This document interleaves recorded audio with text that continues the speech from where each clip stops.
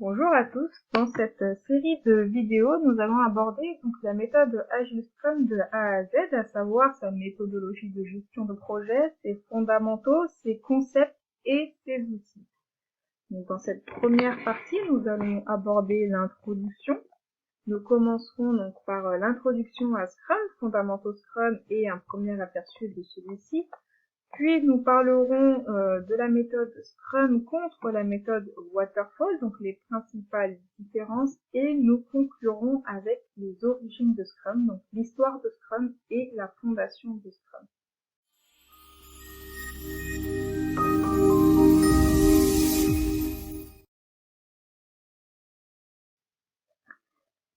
Tout d'abord, qu'est-ce que Scrum?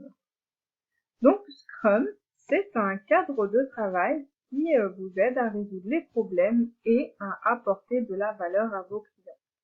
C'est également une méthodologie agile, c'est d'ailleurs la méthodologie la plus populaire. Il y a une raison à cela, cela tient à sa simplicité et à sa puissance.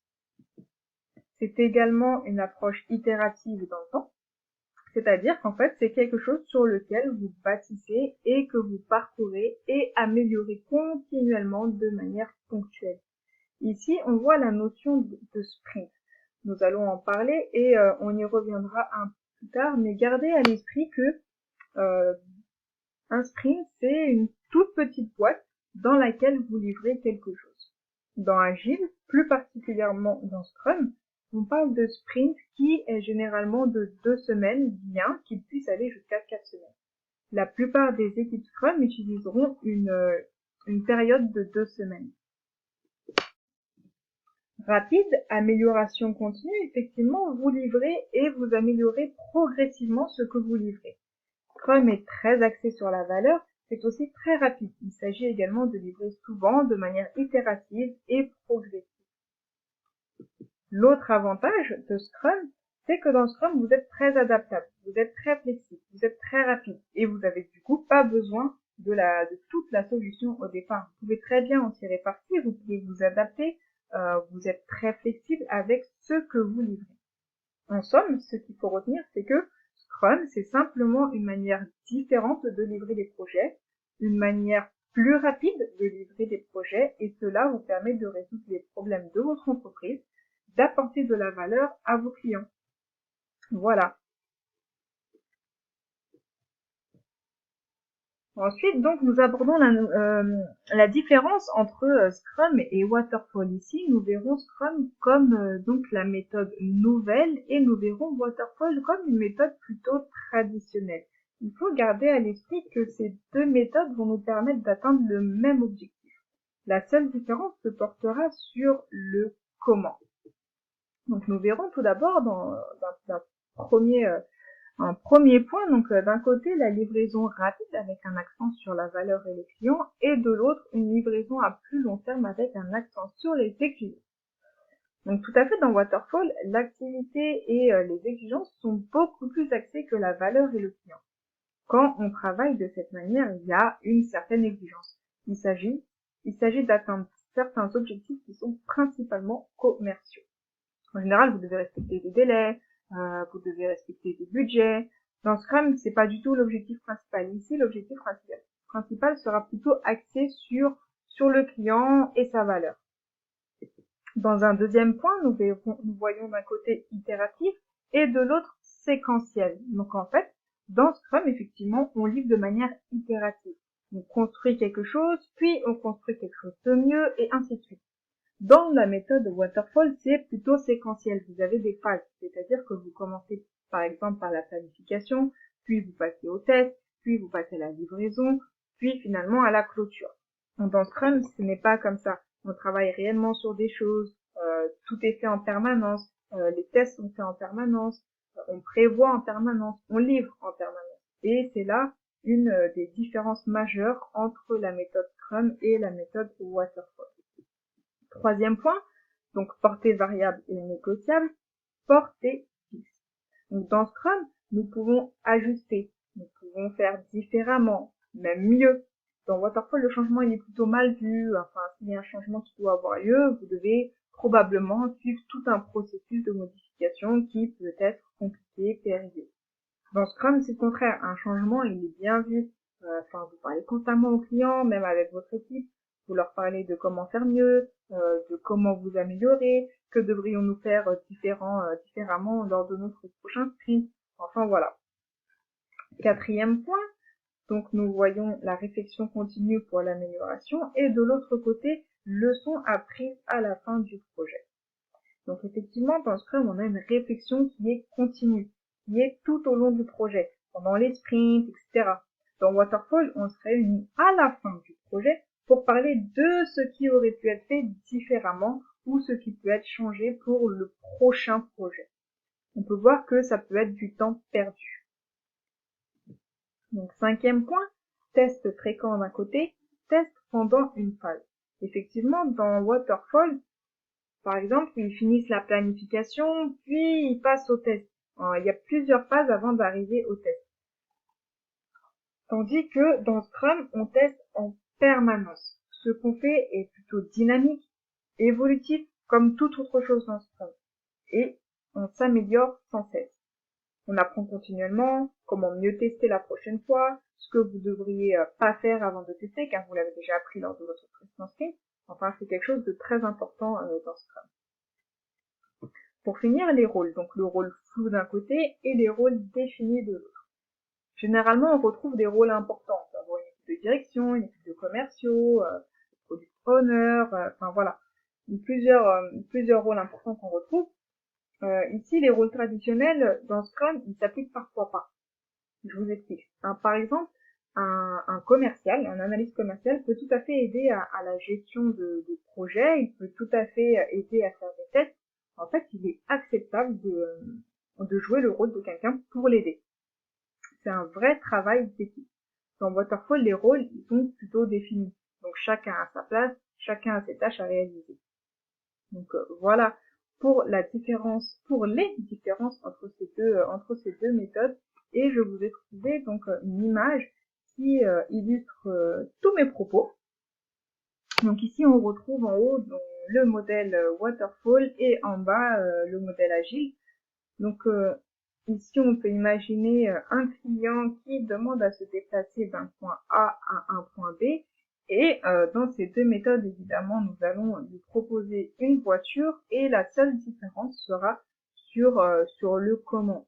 Donc nous voyons que la méthode Waterfall est en rouge puisque tout au long du projet, ici, le client ne sera pas satisfait. Évidemment, on peut voir que en premier lieu, donc on lui montrera une roue, donc certes, c'est une voiture, c'est très bien, mais je ne peux toujours pas me déplacer d'un point A à un point B, et ainsi de suite. Un châssis, toujours, c'est bien, mais je ne pourrai toujours pas me déplacer. Le châssis plus le body, c'est pareil, je ne pourrai toujours pas me déplacer sans le volant. Pour finir, nous aurons la voiture, donc là, le client sera satisfait, mais au bout de plusieurs mois. Dans la méthode agile, nous pouvons voir que nous lui proposerons tout d'abord une planche à roulettes. Donc là, le client sera satisfait puisqu'il pourra se déplacer d'un point A à un point B et nous irons d'amélioration en amélioration puisque nous vous proposerons une trottinette, puis un vélo, puis une moto pour enfin terminer par la voiture. Et durant toutes ces livraisons, toutes ces phases, le client pourra se déplacer d'un point A à un point B. Voilà, j'espère que du coup c'est un peu plus clair pour vous. Nous allons conclure avec les origines de Scrum. Donc là aussi, je vous ai choisi une image qui illustre parfaitement les valeurs de Scrum. Donc tout a commencé dans les années 80 où deux Japonais, donc du nom de Takeuchi Hirotaka et Nanoka Ikujiro, ont introduit pour la première fois le terme de Scrum alors qu'ils travaillaient sur un projet sur un article pour le développement de produits. Ils ont pris ce terme du rugby. Donc, nous voyons dans l'image des joueurs de rugby, effectivement. Donc, au rugby, les joueurs se collent la tête, ils baissent les yeux ensemble, agissent ensemble pour progresser dans le terrain. Ils sont tous baissés en forme de cercle. Leur rôle n'importe peu. Ils sont égaux, ils sont interchangeables. Du coup, ces deux Japonais ont utilisé ce terme de Scrum, car ils ont trouvé énormément de similitudes avec ce qu'ils essayaient de transmettre dans cet article.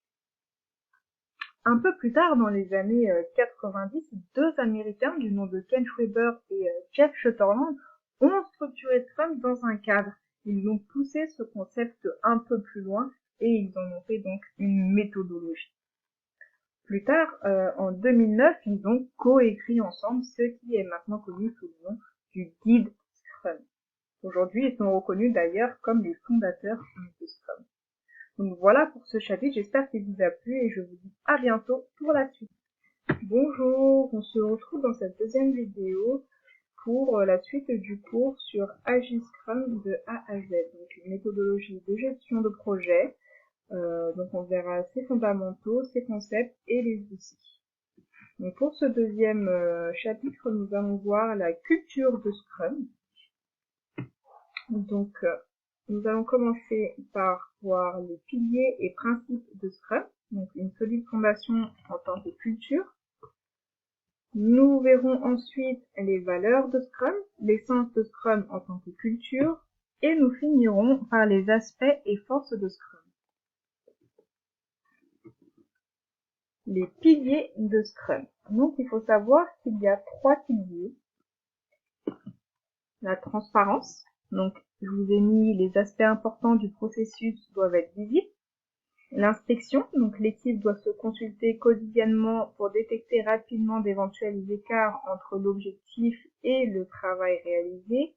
Et pour finir, l'adaptation. Donc en cas de variation par rapport aux résultats souhaités, des ajustements sont effectués. Donc ces trois piliers sont étroitement liés les uns aux autres. Ils doivent généralement en fait s'enchaîner pour pouvoir se répondre. Par exemple, on commence généralement par créer de la transparence, donc ce qui va permettre de rendre visibles les problèmes, on est d'accord? Une fois les problèmes visibles, qu'est-ce qu'on va faire? Eh ben, il faudra les inspecter. Et grâce à cette inspection, du coup, on pourra s'adapter. Donc on pourra s'adapter grâce à des actions donc, qui viseront à améliorer la situation. Voilà. Et en somme, donc la transparence, c'est un facteur clé de réussite. Et l'inspection et l'adaptation, du coup, permettent d'ajuster en permanence le développement d'un produit. Donc voilà pour ces piliers. Donc ensuite, les principes de Scrum, il faut savoir qu'il y en a 6. Donc le contrôle de processus empirique, l'auto-organisation, la collaboration, le fait d'être basé sur la valeur et la priorisation, donc la boîte de temps, qu'on appellera ici sprint, et le développement itératif. Donc le contrôle de processus empirique, c'est une approche qui consiste essentiellement donc à apprendre de la pratique, tout simplement, qui consiste à apprendre de l'expérience, tout simplement. Et c'est exactement ce que fait Scrum. Ils examinent les choses, ils en tirent des leçons, et en fait, c'est ici que se reflètent du coup les trois piliers qu'on vient de voir, donc la transparence, l'inspection et l'adaptation. Donc ensuite, l'auto-organisation. Donc dans Scrum, les équipes, elles s'organisent pour définir en fait du coup ce sur quoi elles vont travailler, elles vont s'organiser pour définir leurs priorités, enfin etc. Il n'y a pas de manager, c'est ici la principale différence en fait. C'est qu'ils n'ont pas de manager et ils s'organisent eux-mêmes. La collaboration. Ici, c'est comme au rugby. Je vous en avais déjà parlé, vous savez, l'équipe qui se colle la tête, qui avance tête baissée, qui progresse tous ensemble dans le terrain pour atteindre ce même objectif. Dans Scrum, c'est pareil. La collaboration, elle est énorme. Vous travaillez en étroite collaboration avec l'équipe, même parfois avec d'autres parties prenantes qui ne font même pas partie de l'équipe. Ensuite, du coup, basé sur la valeur et la priorisation, donc ça concerne ici essentiellement le client. Ici, ce qu'on veut, c'est nous concentrer sur les éléments qui vont apporter plus de valeur au client. Boîte de temps, donc je vous ai dit les sprints. Du coup, c'est quoi les sprints? Je vous avais dit, c'est une période pendant laquelle nous allons livrer, en fait. Dans Scrum, généralement, cette période, elle est de 2 semaines. ça peut aller jusqu'à 4 semaines. Après, c'est vrai que dans la méthode agile, du coup, ouais, on est flexible et vous pouvez facilement adapter cette période à vos besoins. Pour finir, le développement itératif. Alors ici, ce sera le fait de justement ne pas se concentrer sur la solution finale. Parce que du coup, une solution finale, du coup, ça prend du temps à livrer. Le développement itératif, c'est quoi? C'est vous offrez de la valeur souvent hebdomadaire, du coup, et puis vous continuez à l'améliorer jusqu'à ce que vous arriviez à la solution finale.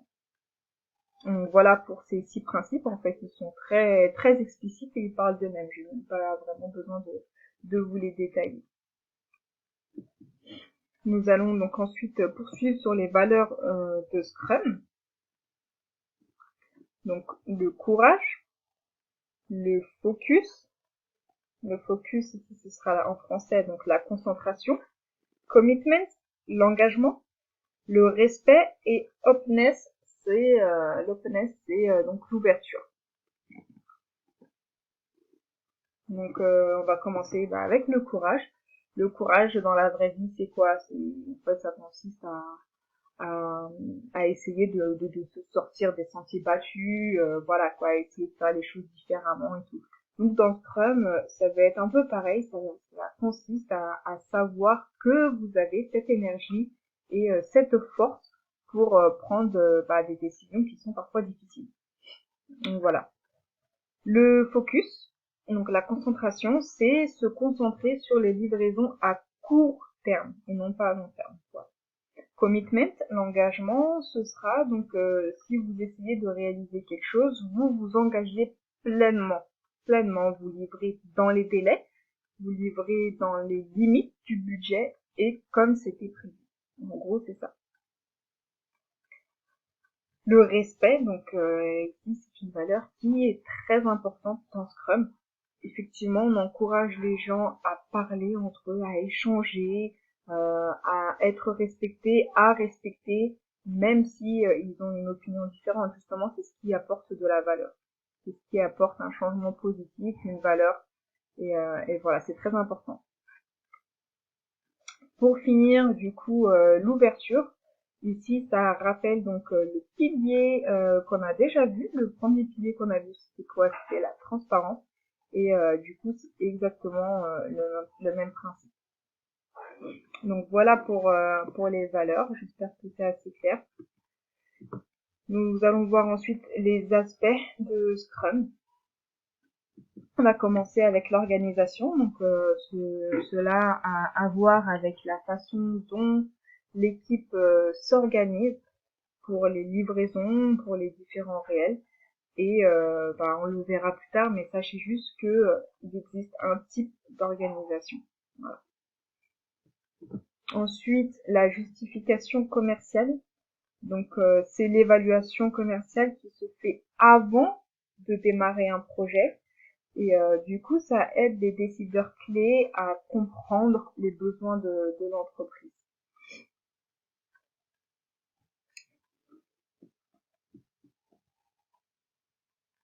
La qualité. Donc ça consiste tout simplement à nous rassurer que nous livrons excusez-moi, à nous assurer que tout ce que nous livrons respecte du coup les critères d'adaptation, tout simplement, les critères d'acceptation. Voilà. Ensuite, le changement. Donc on en a déjà parlé du changement, en fait, c'est le fait d'être adaptable, d'être flexible et tout simplement d'être ouvert au changement. Donc dernier point et non le moindre, le risque. Il y aura toujours des risques lorsque vous livrez quelque chose et il faut savoir analyser ces risques, les comprendre, comprendre comment vous pouvez les minimiser, les atténuer et aussi les éliminer. Donc voilà pour les aspects et nous allons terminer par les forces de Scrum. Donc par force, je veux dire atouts et surtout du coup les éléments qui qui la rendent si puissante. Donc il y en a 5.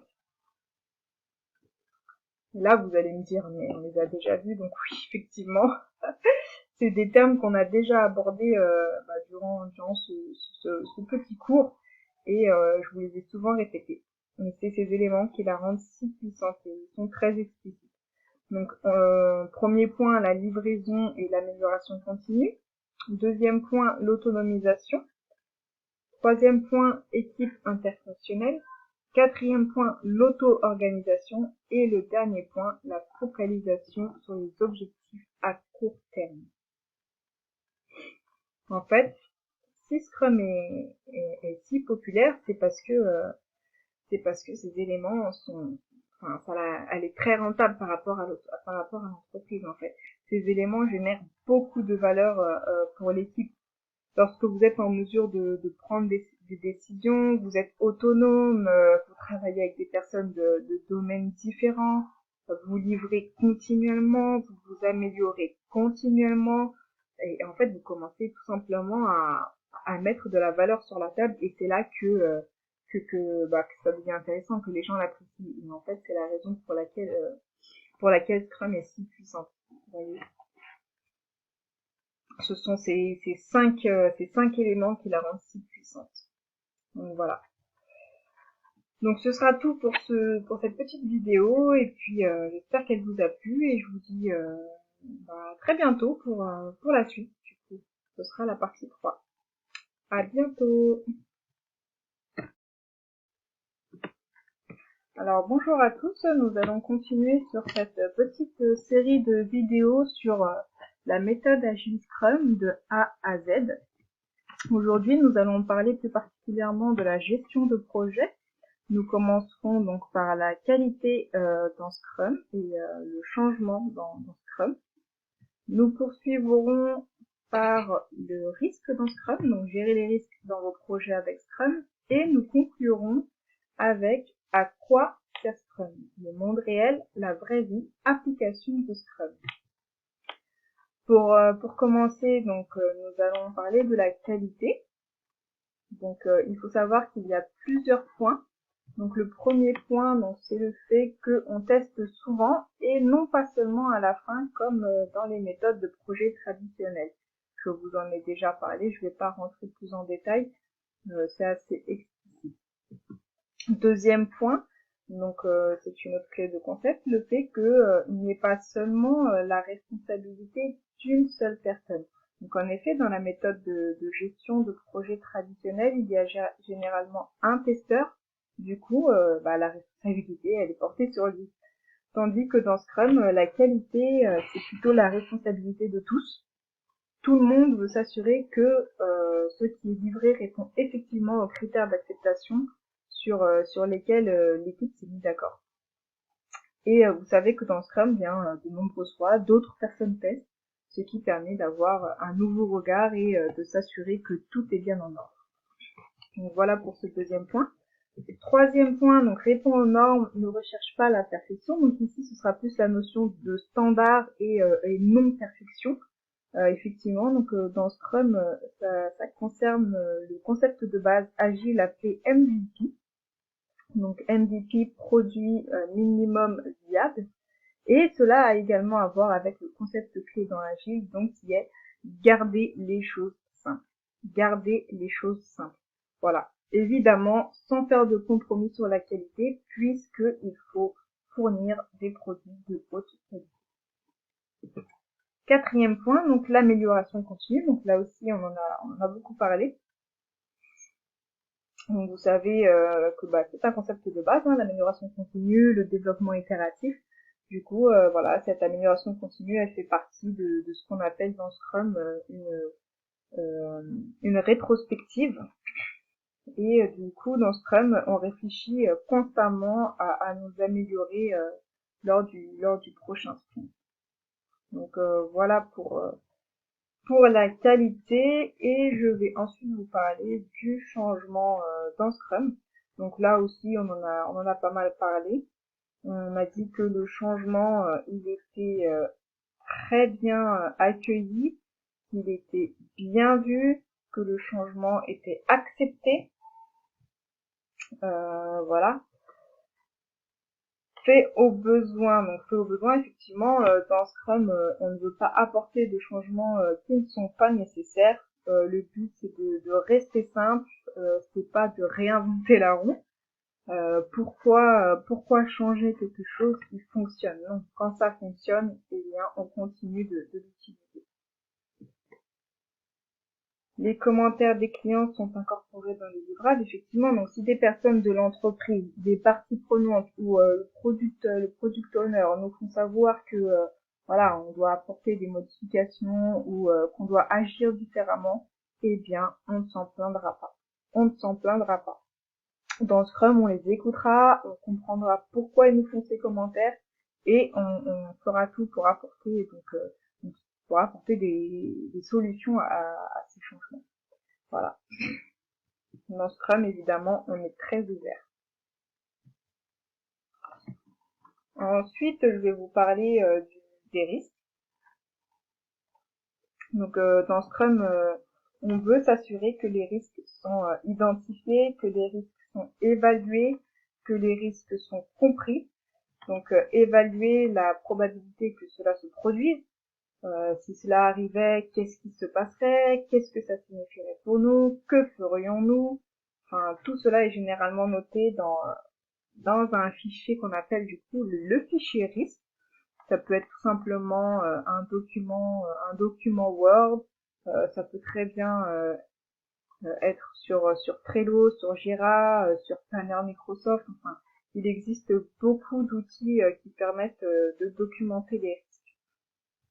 On y mentionnera par exemple la description du risque, la probabilité d'occurrence, si ça a été pris en charge, si ça a déjà été fait, voilà. Ce sont des éléments clés qui seront intégrés dans ce fichier risque. Ensuite, donc, pourquoi pouvez-vous utiliser Scrum? Donc là, c'est une question qui revient souvent. Pourquoi puis-je l'utiliser? Donc, vous pouvez l'utiliser pour livrer, pour créer, pour atteindre, pour fournir. Donc, je vais revenir plus en détail. Effectivement, vous pouvez l'utiliser pour créer de la valeur, pour offrir des résultats itératifs, pour améliorer en permanence. Vous livrez dans un délai court, qui vous donne du coup un meilleur contrôle sur la livraison et le budget imparti. Un autre élément clé, c'est que vous pouvez utiliser Scrum donc dans n'importe quel type de secteur d'activité, dans des secteurs d'activité diverses, dans des projets de diverses tailles aussi. Ça peut être de petits projets, de moyens projets, ça peut être de grands projets, ça peut être des projets de type marketing, des projets de vente, d'approvisionnement, enfin voilà. Vous pouvez très bien l'utiliser en méthode hybride. Vous n'êtes pas forcément de l'utiliser exclusivement donc la méthode Scrum. Quand je parle de méthode hybride, c'est voilà de combiner avec par exemple une méthode traditionnelle. Enfin, tout cela dépendra du projet, quoi. Donc Scrum permet d'atteindre plus rapidement les objectifs, les buts, et ça permet d'apporter une valeur au client. Ça permet de donner de la souplesse et de l'adaptabilité dans les différentes tâches. Vous pouvez également utiliser Scrum dans vos recherches pour identifier vos technologies et capacités de marché viables. Vous pouvez également l'utiliser pour développer des produits et services et améliorer ces derniers. Vous pouvez l'utiliser pour publier des produits et services. Excusez-moi, vous pouvez l'utiliser pour publier des produits et des améliorations. Donc ici, c'est le cœur de Scrum, une livraison et une amélioration itérative et continue, évidemment. Donc vous pouvez l'utiliser pour développer et pérenniser, pour maintenir et renouveler, c'est-à-dire maintenir un avantage concurrentiel sur le marché, du coup pour ces produits et services et du coup les actualiser. Voilà, en fait, Ce sera tout pour ce petit cours. J'espère qu'il vous a plu. J'espère avoir été clair et concis. Et puis, je vous dis à très bientôt pour la suite.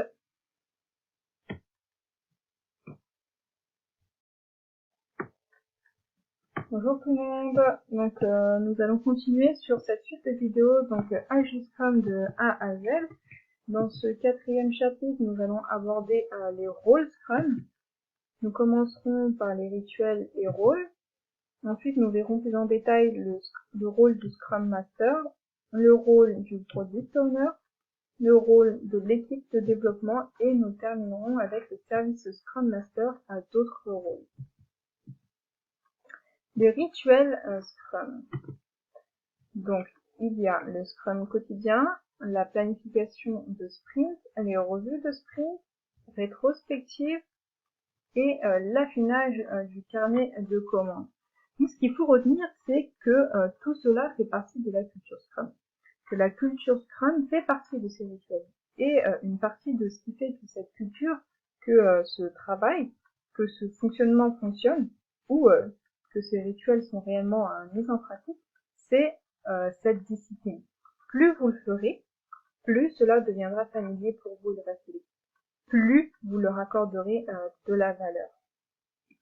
Très simple. Ensuite, nous voyons donc les rôles. Comme vous l'avez compris, Scrum est très simple. Il s'agit surtout de simplicité, de minimalisme et d'apporter de la valeur. Ce qui nous permet de le faire, c'est que dans Scrum, nous avons donc 3 rôles. Celui du Scrum Master, celui du Product Owner et celui de l'équipe de développement. Donc nous allons tout de suite voir le rôle du Scrum Master, qui est un rôle clé. Donc je peux vous dire tout de suite qu'en fait, n'importe qui peut jouer ce rôle. Il n'est pas nécessaire que ce soit quelqu'un désigné par l'entreprise ou qu'il ne s'agisse pas de quelqu'un qui a ce rôle officiel en fait. C'est peut-être à peu près tout le monde au sein de votre équipe qui connaît bien évidemment l'équipe de projet et surtout qui a une bonne connaissance de Scrum. Donc je vous ai mis plusieurs points. Donc un facilitateur qui dirige, soutient et guide et aide, supprime les obstacles, mène des stand-up quotidiens, garde l'équipe concentrée sur les buts et objectifs, gère les délais. Donc effectivement, il est là pour faciliter et défendre Scrum au sein de l'entreprise. C'est quelqu'un qui va diriger, soutenir, guider, aider l'équipe. C'est quelqu'un qui va vous aider à résoudre les problèmes, à supprimer des obstacles, il va vous soutenir, vous faire connaître l'équipe Scrum en veillant bien évidemment à ce qu'elle atteigne ses objectifs dans les délais et dans le budget imparti. Je vous ai mis d'autres points. Donc, pas un chef d'équipe ou chef de projet traditionnel. Facilite les séances clés et encourage l'équipe à s'améliorer. Supprime les obstacles et aide l'équipe à atteindre ses objectifs. Assure l'adhésion au cadre et au rituel Scrum. Chef de service. Coach d'équipe. Et travaille en collaboration avec le Product Owner.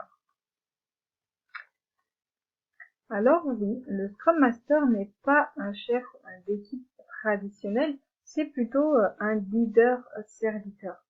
Il n'est pas là pour dire ce qu'il faut faire, donc dans ce sens traditionnel. Il est plus là pour vous aider à faire votre travail, pour vous aider à éliminer les obstacles qui ont un impact sur l'équipe de développement. Il n'est pas là en tant que boss, non.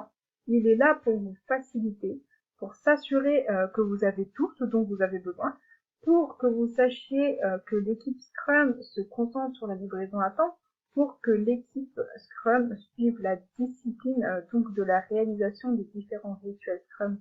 Il est également là pour travailler en étroite collaboration avec le Product Owner et veiller à ce que nous nous concentrions sur les bonnes priorités. Donc voilà pour le rôle du Scrum Master. Nous allons passer donc au rôle du Product Owner qui lui aussi est un rôle clé.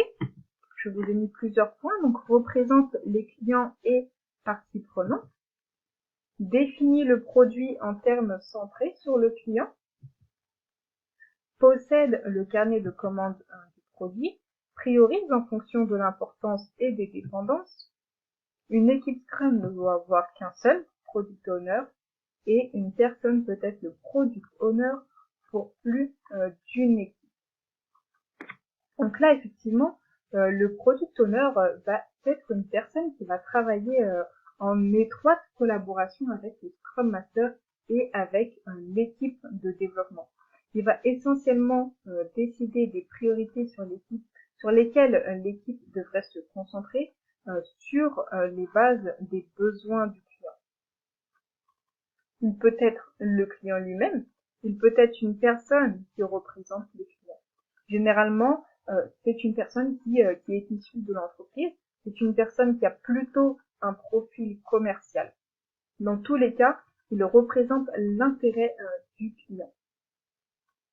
Le product owner est essentiellement responsable du carnet de commandes de produits et en particulier de ce que nous allons y livrer.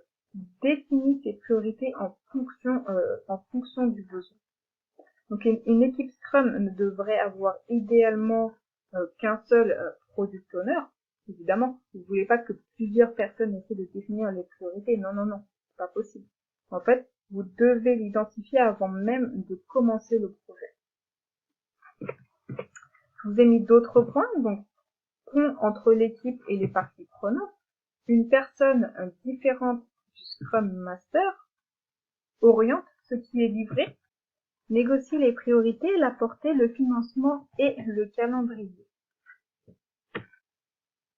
Donc effectivement, le product owner est essentiellement ce pont entre l'équipe et les parties prenantes. Il est en étroite collaboration avec les dirigeants, avec les clients finaux. C'est lui qui vous transmet donc les informations.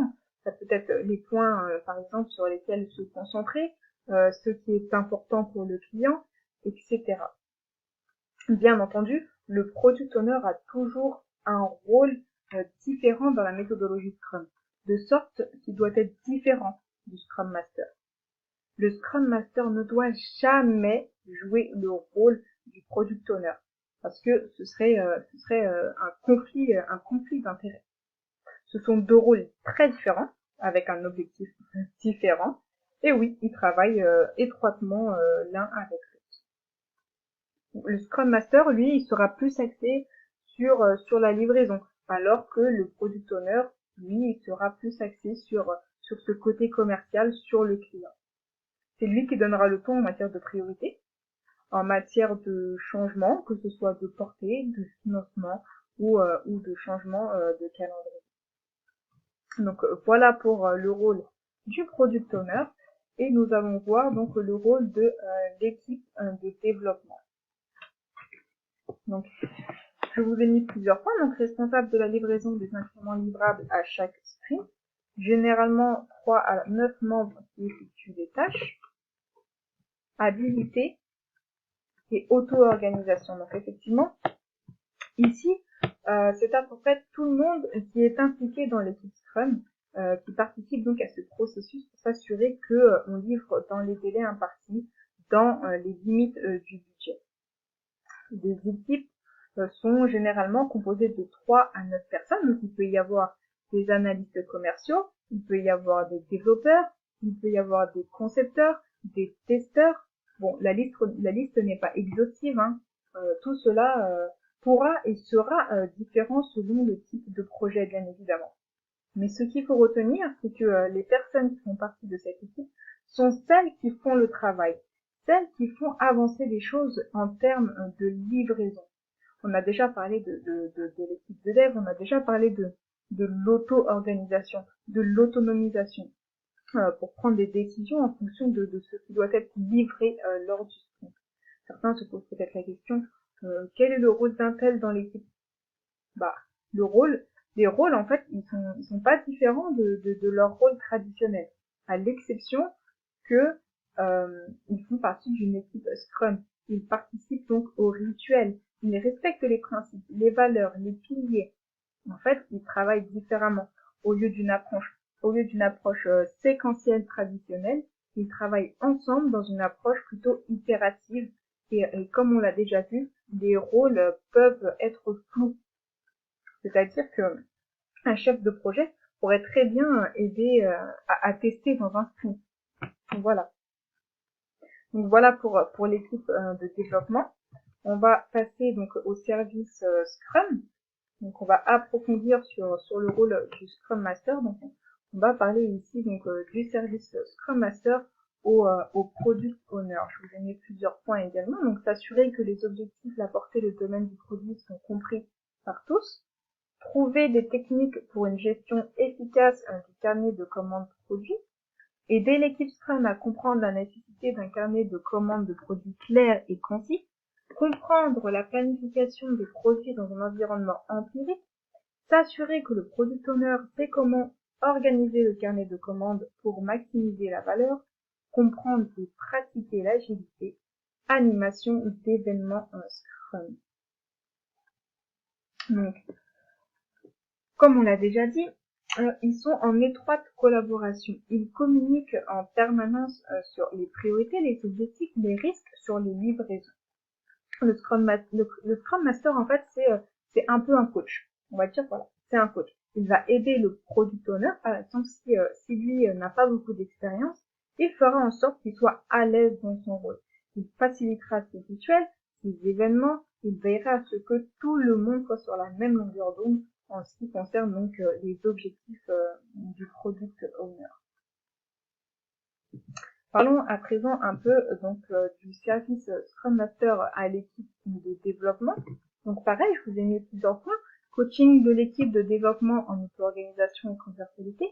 Aider l'équipe de développement à créer des produits de grande valeur. Supprimer les obstacles à la progression de l'équipe. Faciliter les événements Scrum selon les besoins.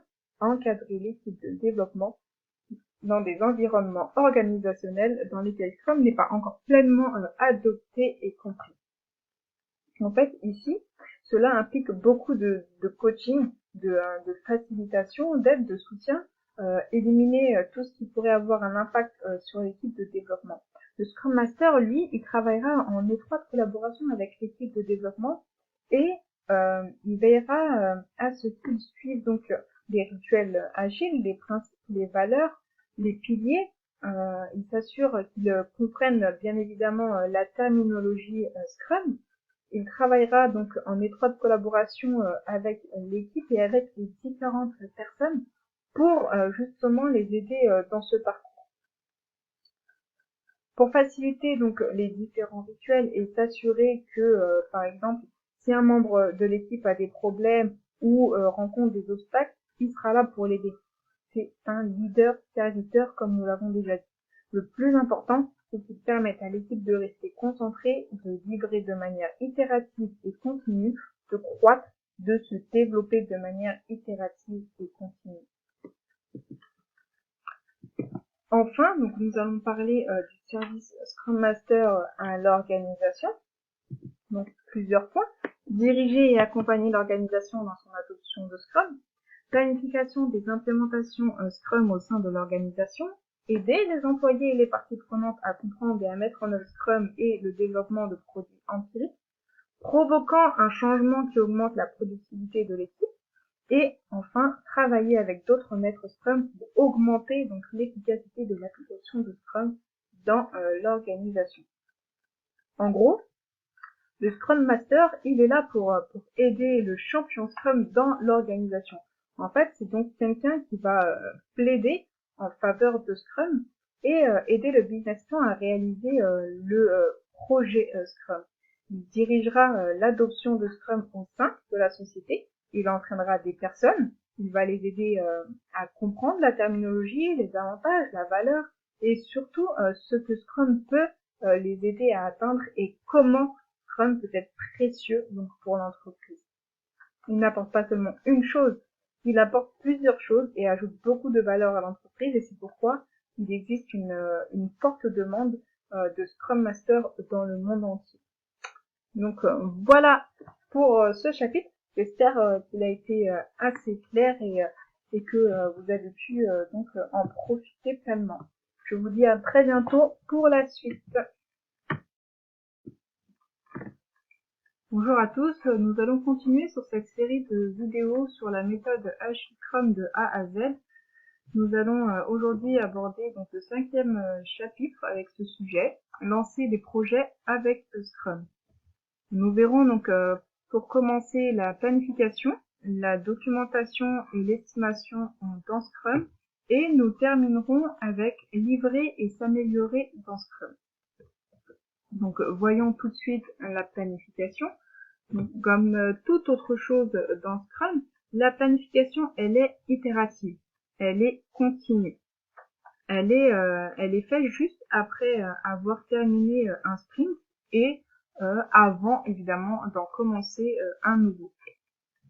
Donc c'est généralement une réunion au cours de laquelle l'équipe Scrum se réunit avec un Scrum Master et durant laquelle ils examinent ce sur quoi elle va travailler lors du prochain sprint. Ils examinent et évaluent ce qui doit être fourni, donc les tâches à effectuer, les priorités et bien sûr les objectifs, ce qu'ils essaient d'atteindre dans ce sprint.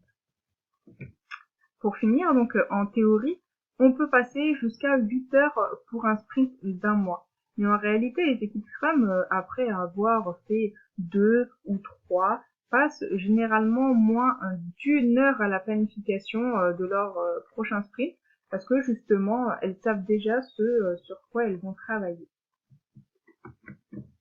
Donc ensuite, la documentation. Donc on va parler de la documentation parce que c'est quelque chose qui revient souvent et à ce sujet, il y a une fausse idée. Les gens pensent que dans Agile, on ne documente rien. Et bien évidemment, ceci est totalement faux. Scrum est bien évidemment documenté.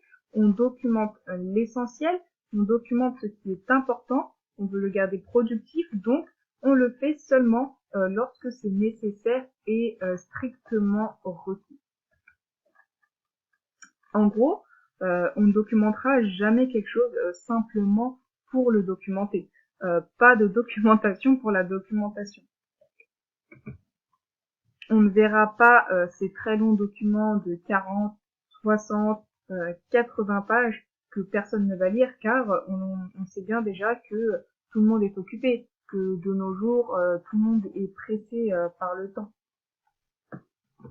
Alors oui, il y a une documentation, elle fait partie et fera toujours partie du processus, et comme dans tout, dans Scrum, elle est itérative, continue, et c'est quelque chose qui est en permanence amélioré.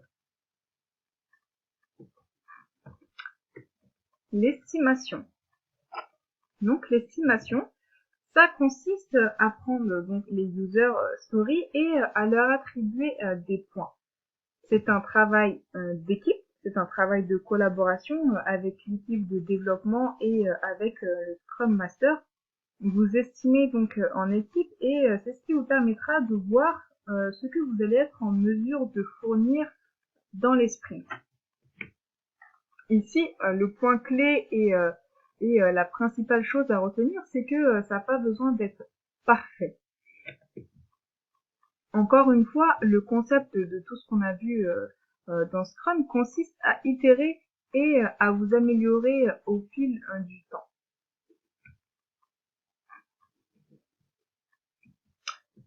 La livraison. Dans Scrum, la livraison, elle est aussi itérative et continue. Elle est rapide, elle est fréquente. C'est en fait un processus continu, c'est quelque chose qui se passe depuis le début du projet et c'est ce qui est excitant. C'est aussi ce qui la distingue de la gestion de projet, on va dire, traditionnelle, que vous fournissez en fait dès le début du projet et non pas seulement à la fin. C'est aussi pourquoi les entreprises l'adorent, parce que vous livrez souvent, vous livrez rapidement. Et puis, comme nous l'avons déjà vu, vous ne devez pas livrer toute la solution au départ, vous pouvez très bien commencer par proposer une solution simple. Ce concept, comme la simplicité, l'agilité font partie du noyau, font partie de l'essence de Scrum.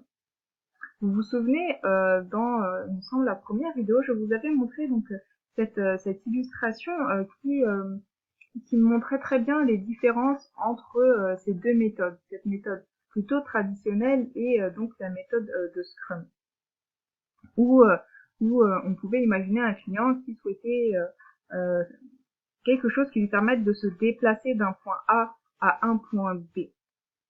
Donc, vous voyez très bien donc la méthode traditionnelle, donc qui lui apportait cette solution, mais dans un temps assez long.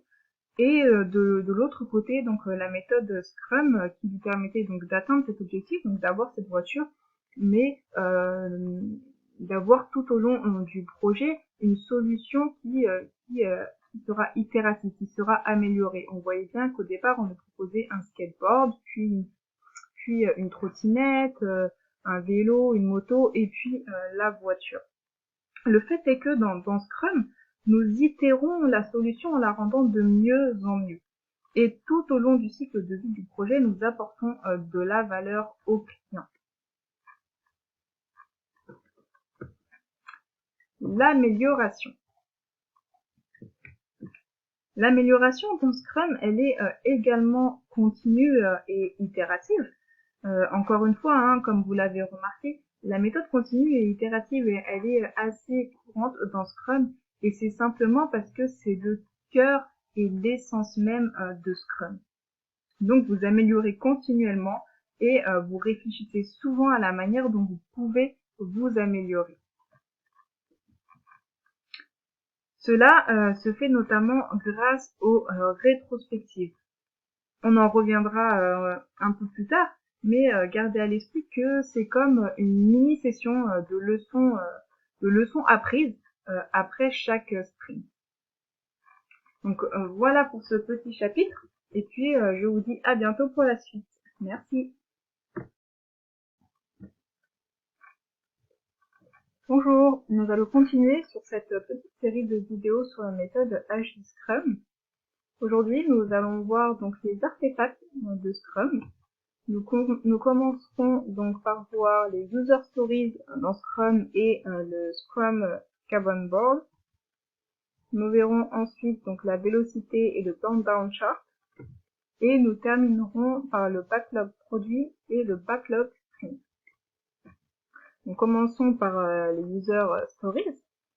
Ce sont essentiellement des tâches sur lesquelles nous avons travaillé dans notre sprint en fait. Elles sont généralement écrites sous cette forme, en tant que je dois pour que.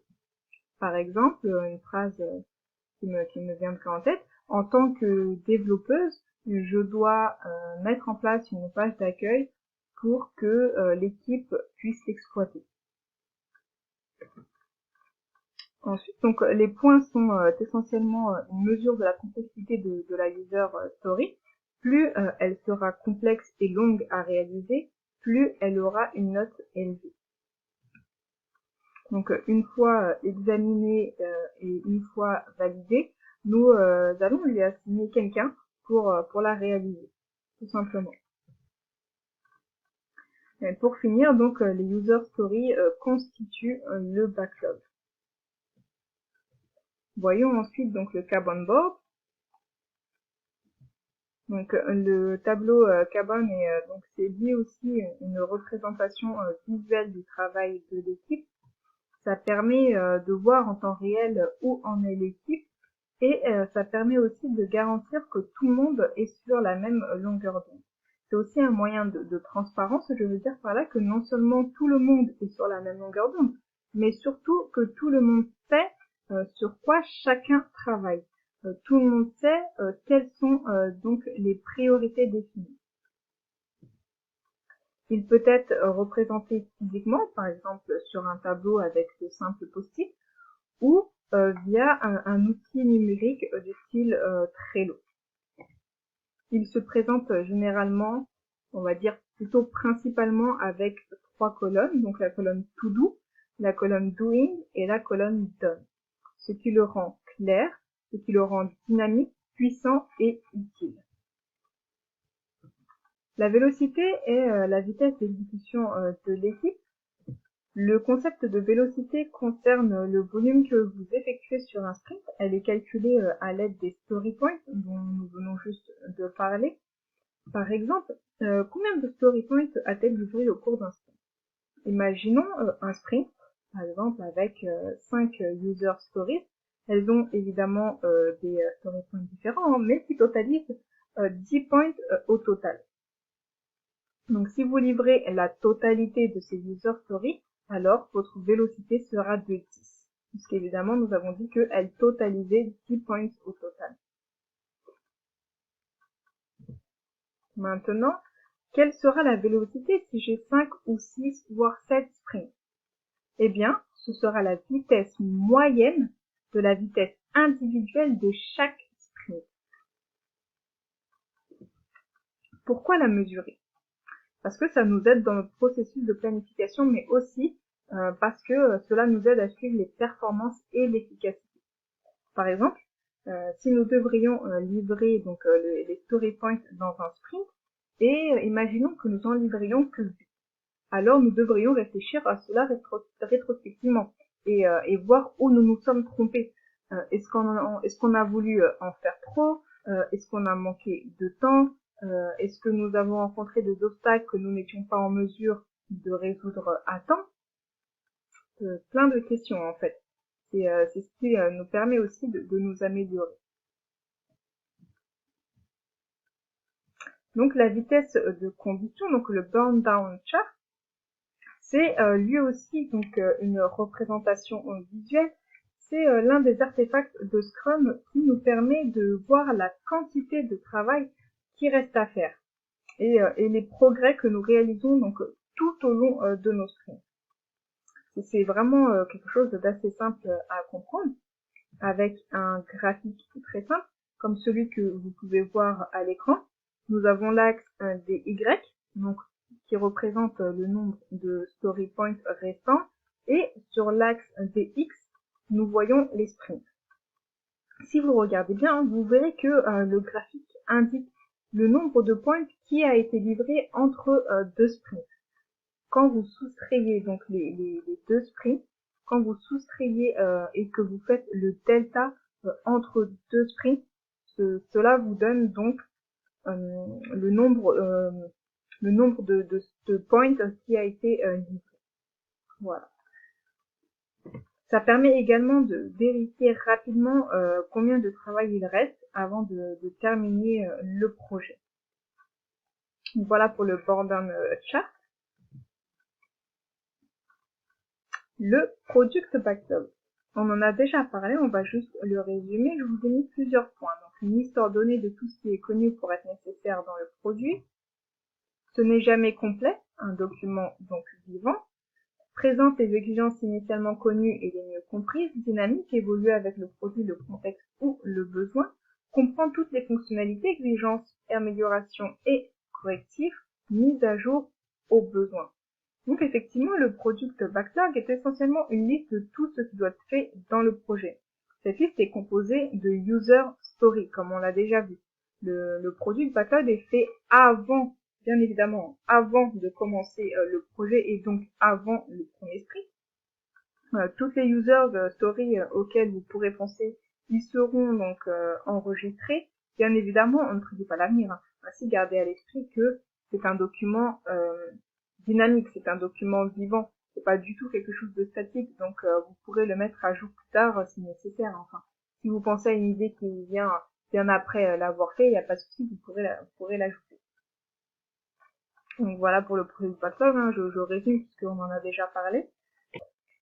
Nous terminons donc avec le sprint backlog, donc qui lui est un ensemble de user stories tirés du product backlog et attitrés à un sprint spécifique. La principale différence ici, c'est que donc le product backlog lui appartient au product owner. C'est lui qui définit les priorités, tandis que le sprint backlog lui appartient à l'équipe Scrum. Donc l'équipe Scrum pourra bien évidemment s'organiser comme elle l'entend pour le réaliser donc les tâches. Donc voilà pour cette petite vidéo, j'espère qu'elle vous aura plu et je vous dis à bientôt pour la suite. Alors bonjour et bienvenue pour cette suite de vidéos sur la méthode Agile Scrum de A à Z. Aujourd'hui nous allons parler plus particulièrement du chapitre autres concepts de Scrum. Donc nous commencerons par voir les incréments et la définition de done dans Scrum, et nous verrons par la suite donc le MVP et les choses qui aident les équipes Scrum à s'améliorer. Donc commençons par l'incrément. Donc dans Scrum, les incréments sont essentiellement des livrables. C'est ce que vous avez accompli lors d'un sprint. C'est un pas en avant vers ce que vous essayez d'accomplir, c'est le progrès. On les appelle incréments car c'est pas la solution finale, mais c'est une solution. C'est quelque chose qui peut être utilisé pour vos futurs sprints. Ensuite, voyons la définition de done. Dans Scrum, nous n'envisageons de solution que si les critères d'acceptation que nous avons définis pour cette user story ont été remplis. Rappelez-vous que ce que nous livrons provient de ces user stories, donc pour que nous puissions considérer que quelque chose est terminé, nous devons nous assurer que ces user stories ont bien répondu à nos critères d'acceptation définis avant même de commencer le projet. Donc bien entendu, cela variera d'une équipe à l'autre, car ce que chaque équipe considère avoir fait sera différent. Cela dépendra des critères d'acceptation définis par chaque équipe. Il n'y a aucune règle à cela. Cela sera différent pour chaque équipe et probablement sera différent pour chaque projet. Ensuite, nous voyons donc le MVP, donc le produit minimum viable.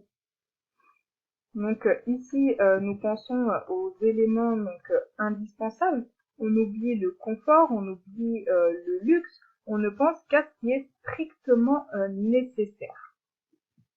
Donc, quel est le strict minimum que vous pouvez offrir pour atteindre le résultat satisfaisant? C'est exactement l'exemple qu'on avait vu, vous vous rappelez, avec ce client qui voulait aller d'un point A à un point B, donc qui voulait une voiture, et donc dans le modèle, dans la méthode Scrum, on lui proposait à la première livraison un skateboard. C'est exactement ça. C'est exactement ça. Le MVP ici, donc, ce sera le skateboard.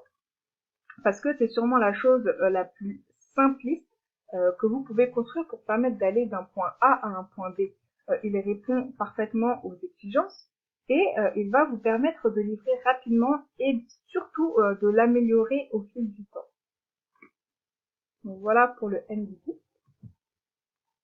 On va voir donc les choses qui aident les équipes Scrum à s'améliorer. Donc ici, il y a un ensemble de petites choses.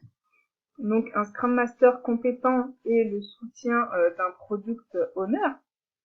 Donc là, il y a aussi donc le rôle du Product Owner qui vous permet de ne pas avoir à tenir, vous savez, toutes ces conversations difficiles avec la direction, mais aussi avec les parties prenantes, par exemple en cas de changement.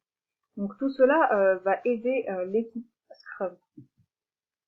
L'autonomisation pour prendre des décisions, là, ça va être le fait de donner à l'équipe le pouvoir de prendre des décisions en fonction de ses besoins. Ce sera un élément clé de la stratégie. C'est ce qui pourra faire donc le succès de l'équipe. La colocation, donc là aussi, évidemment, idéalement, les personnes travaillant sur un projet Scrum devraient être assises ensemble. Vous savez, dans une même pièce ou dans un open space. Cela devient vraiment important quand vous passez par exemple à des rituels tels que le Scrum quotidien. Parce que là, vous allez parler tous les jours sur une période assez courte. Et bien évidemment, donc, ça vous facilitera la tâche. Donc, la collaboration en ligne, donc encore une fois, ces équipes vont travailler avec de nombreux outils et différents rituels que nous avons pu voir. Ce qui peut les aider, c'est donc cette collaboration en ligne. Par exemple, la mise en place d'un chat. Par exemple, avoir un Kanban board numérique Donc ce qui sera très utile par exemple en cas d'absence. L'acceptation de la volatilité des exigences et des défis imprévisibles. Donc là, assurez-vous également d'accepter qu'il y aura de la volatilité et des changements dans les exigences et qu'il y aura des défis imprévisibles. Vos rétrospectives, vos processus itératifs, vos améliorations continues sont là pour vous aider justement à surmonter ces défis, de savoir et d'atteindre vos objectifs. Pour finir, la formation. Donc la dernière chose à souligner ici, donc ce sera la formation. C'est très important, la formation et le coaching. Assurez-vous que votre équipe a suivi une formation Scrum. Cela vous permettra de travailler tous ensemble sur un terrain commun. Donc voilà, tous ces petits points qui pourront vous aider et aider donc les équipes dans l'exécution de leurs projets et surtout à ne pas oublier évidemment donc un très bon leadership, non seulement avec le Product Owner, mais aussi avec le Scrum Master. Donc voilà pour cette petite vidéo et je vous dis à bientôt pour la suite. Alors bonjour et bienvenue pour la suite de cette petite série de vidéos sur la méthode Agile Scrum. Dans cette partie, nous allons aborder donc la foire aux questions. Alors parlons des questions fréquemment posées sur Scrum et commençons donc par la première question. Que signifie Scrum? Est-ce un acronyme? Cette question, elle revient souvent. Les gens pensent que Scrum est un acronyme alors que, en réalité, ça ne l'est pas. Scrum n'est pas un acronyme. Ça ne veut rien dire en particulier, c'est juste donc un terme tiré du rugby, comme nous l'avons vu précédemment dans ce cours. Donc, désormais, donc, il est maintenant utilisé pour décrire cette méthodologie agile. La deuxième question qui revient souvent, donc, c'est quelle est la différence entre agile et un Scrum? Souvent, les gens en ont cette fausse idée que ce sont deux choses différentes. En réalité, oui, elles le sont, mais en même temps, elles ne le sont pas. Clarifions. Scrum est l'une des nombreuses méthodologies agiles. C'est la plus populaire et la plus largement utilisée parmi toutes les méthodologies agiles. Pour cette raison, en fait, lorsque les gens parlent d'agile, 90% du temps, ils parlent en réalité de Scrum. Bien souvent, ils ne connaissent même pas le terme Scrum ou ne savent même pas qu'il existe d'autres méthodologies. Troisième question qui revient souvent, donc, pourquoi Scrum est-il si populaire? Pourquoi est-il plus populaire que d'autres méthodologies agiles? La raison, elle est assez simple. Scrum est si populaire car c'est en fait une méthodologie qui est simple, qui est très facile à utiliser, qui est facile à comprendre, qui s'appuie sur la documentation, sur les processus, etc. Donc Scrum, c'est devenu la méthodologie agile de facto la plus utilisée dans le monde entier. Les gens l'adorent parce que elle n'a rien de mystérieux ou de complexe. Parfois, vous savez, les gens qui n'ont jamais entendu parler prennent peur. Ils prennent peur en entendant donc ces termes qu'on entend dans cette méthodologie, à savoir les user stories, vous savez, rétrospective. Mais une fois formés, ils se rendent vite compte que c'est très facile à comprendre, que c'est très facile à utiliser, à mettre en œuvre, et surtout que cette méthodologie offre une valeur et c'est une méthodologie qui est très centrée sur le client. Donc voilà pour cette petite foire aux questions et puis j'espère que ça vous a plu et à bientôt. Bonjour et bienvenue pour cette suite de vidéos sur la méthode Agile Scrum de A à Z. Aujourd'hui, nous allons voir les rituels Scrum. Nous verrons tout d'abord le Daily Scrum et le Sprint, puis nous terminerons avec le Sprint Review Meeting et les rétrospectives. Nous commençons par le Daily Scrum. Il s'agit d'une réunion quotidienne très brève, très ciblée, au cours de laquelle l'équipe se réunit pour s'assurer qu'elle est sur la bonne voie. Donc ça ne devrait pas durer plus de 15 minutes, idéalement moins. Elle est aussi connue sous le nom donc de stand-up quotidien puisque, comme vous pouvez le voir sur l'image, c'est une réunion pendant laquelle, bien souvent, donc l'équipe se tient debout. Pendant cette réunion, vous essayez de répondre à 3 questions. Qu'as-tu fait hier? Que vas-tu faire aujourd'hui? Et quel problème as-tu rencontré? Donc chaque membre de l'équipe répondra à ces 3 questions. Donc ce Scrum quotidien est plutôt réservé à l'équipe. Le Product Owner, lui, ne sera pas du tout concerné par cette réunion. Juste l'équipe donc et bien évidemment le Scrum Master. Donc voilà pour le Daily Scrum. Le sprint. Donc maintenant, vous savez tous à peu près ce qu'est un sprint. On va un peu revenir dessus. En fait, un sprint, c'est une période d'un mois ou moins, généralement de 2 semaines, durant laquelle l'équipe Scrum s'efforce de livrer un incrément, un produit ou un service. Et vous savez, une fois que vous avez défini sur quoi vous allez travailler dans un sprint, idéalement, vous ne voulez pas que des changements surviennent, même si on a déjà vu dans Scrum, les changements sont acceptés. Les changements sont bien vus. Le problème ici, c'est que si vous effectuez des changements pendant ce sprint, vous risquez donc de livrer en retard. Du coup, ici, on préférera effectuer les changements au prochain sprint. On pourrait se demander d'ailleurs si la longueur de nos sprints pourrait varier. La réponse est non. Idéalement, il vaudrait mieux conserver une période définie tout au long du cycle de votre projet. Par exemple, si vous commencez avec un sprint de 2 semaines, alors tous vos sprints seront de 2 semaines. Et non pas une semaine par-ci, puis après 3 semaines, puis on revient à 2 semaines. Non. Par contre, gardez bien à l'esprit que donc Agile Scrum est facile, Agile est facile, et du coup, si vous constatez que 2 semaines c'est trop juste pour votre équipe, alors ajustez votre sprint. Il n'y a pas de souci. Donc si par exemple vous commencez avec 2 semaines et que vous vous rendez compte que c'est trop juste, eh bien allongez ce sprint. Partez sur 3 semaines, mais continuez dans ce cas 3 semaines à chaque sprint qui suivra. N'oubliez pas que l'objectif de Scrum est de s'améliorer continuellement. Donc si quelque chose ne fonctionne pas, ne continuez pas.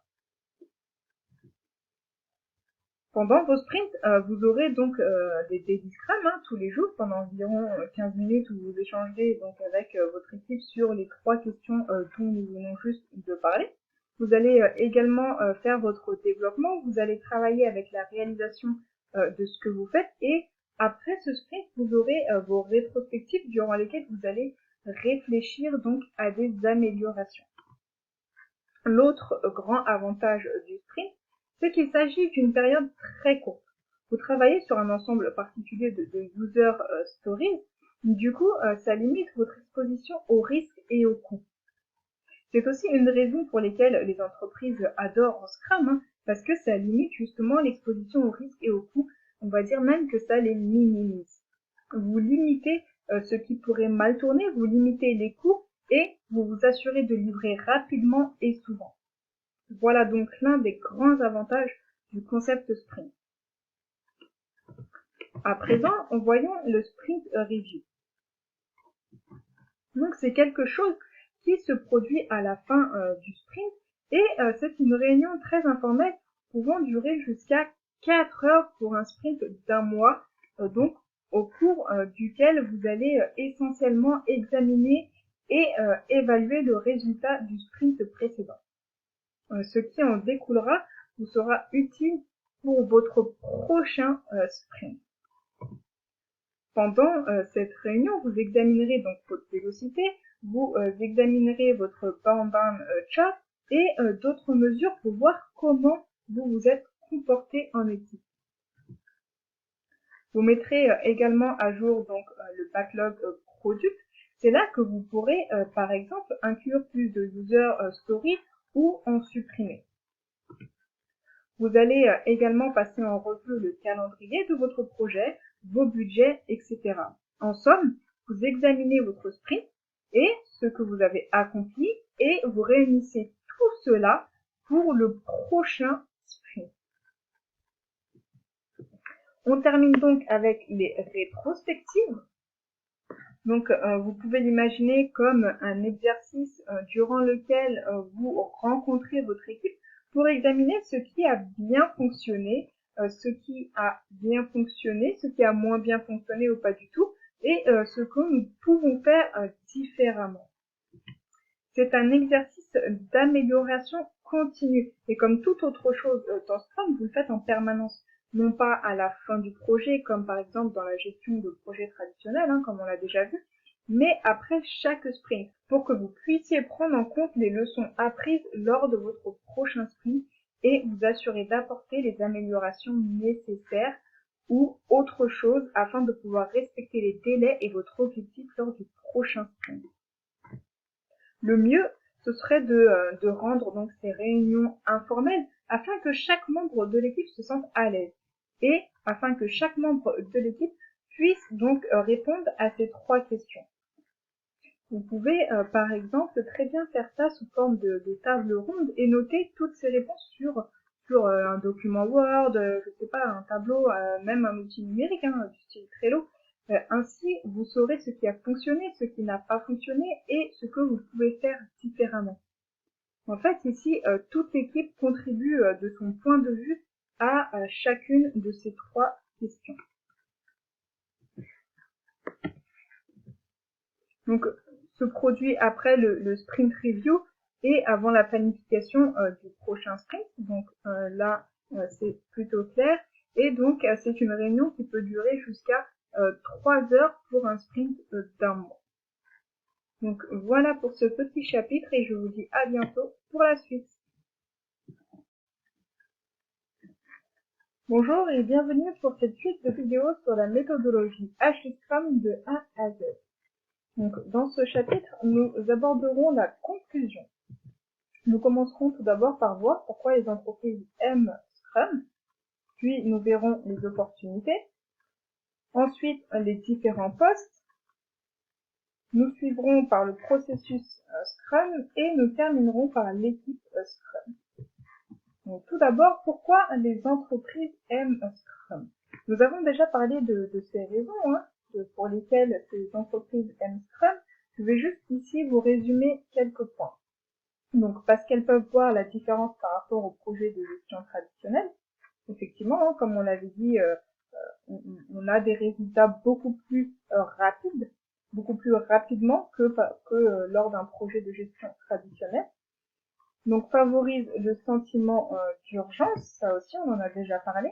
Crée un état d'esprit axé sur les résultats, une culture axée sur les résultats.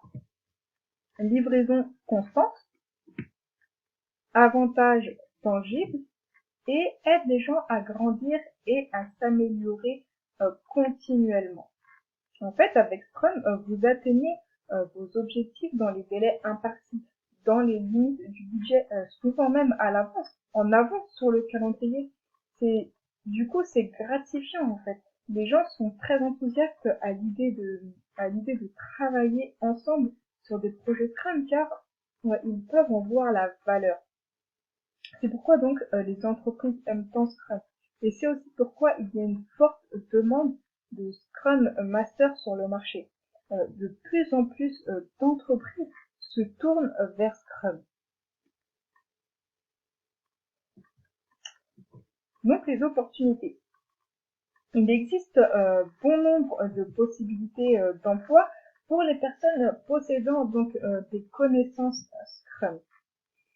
Donc, nous avons des emplois pour différents secteurs d'activité, des emplois tout autour du monde, avec un bon salaire, et si vous avez des certifications, c'est un plus. Et vous savez que en suivant du coup ce cours, vous avez acquis une quantité importante de connaissances Scrum, ce qui va vous permettre de travailler sur des projets. Pourquoi pas tout simplement partager vos connaissances avec des collègues, avec des amis, avec la famille, ou alors de poursuivre et pourquoi pas postuler à une de ces offres. Donc ensuite, les postes. Donc il y a différents rôles, donc de Scrum Master, l'Agile Coach, le Senior Scrum Master, l'Agile Operations Lead, le Scrum Coach, l'Agile Delivery Manager, l'Agile Product Manager, l'Agile Project Management, l'Agile Business Analyst et l'Agile Product Lead. Là, je vous en ai mis que certains. On va dire que c'est les plus courants, ceux que vous retrouverez le plus souvent. Vous trouverez également un grand nombre d'intitulés de postes spécifiques avec le terme agile. Par exemple, qu'est-ce qui me vient à l'idée? Je vous en ai déjà parlé, analyste commercial. Vous retrouverez, il se peut que vous retrouverez analyste commercial agile. Non pas que vous ayez eu besoin d'avoir une formation spécifique d'agile commercial agile, d'analyste commercial agile, mais tout simplement que si vous êtes analyste commercial à la base et que vous avez suivi donc une formation agile, alors vous pourrez prétendre à ce poste. Vous remarquerez aussi que les rôles donc que je vous ai mis à l'écran sont un peu différents de ce qu'on a vu en théorie. Ils sont différents de la théorie puisque nous on a parlé du Scrum Master et du Product Owner. Là, vous avez des intitulés différents. Ce sont les intitulés que vous retrouverez dans le marché du travail. Il faut savoir que la demande, elle est forte. Aujourd'hui, avec les technologies, avec le fait que nous sommes hyper connectés, les gens s'attendent à ce que les choses se passent assez rapidement. Les gens s'attendent à ce qu'il y ait une interaction étroite avec les clients et les utilisateurs. Que vous puissiez produire quelque chose vraiment rapidement, que vous puissiez itérer et aussi l'améliorer au fur et à mesure. Et c'est exactement ce qu'est Agile. Donc maintenant, je vais vous montrer quelques offres d'emploi que vous pourrez trouver très facilement. Par exemple, sur Pôle emploi, on va regarder ça tout de suite. Donc voilà, nous nous retrouvons donc sur la page de Google. Nous allons aller sur le site de Pôle emploi. On va rechercher une offre, par exemple, juste en tapant le mot agile. Ça va nous sortir. On va retaper agile. Rechercher.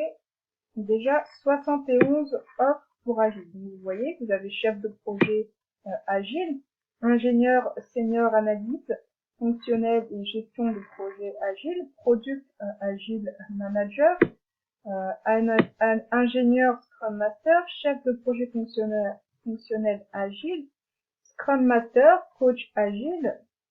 Vous avez moult offres d'emploi.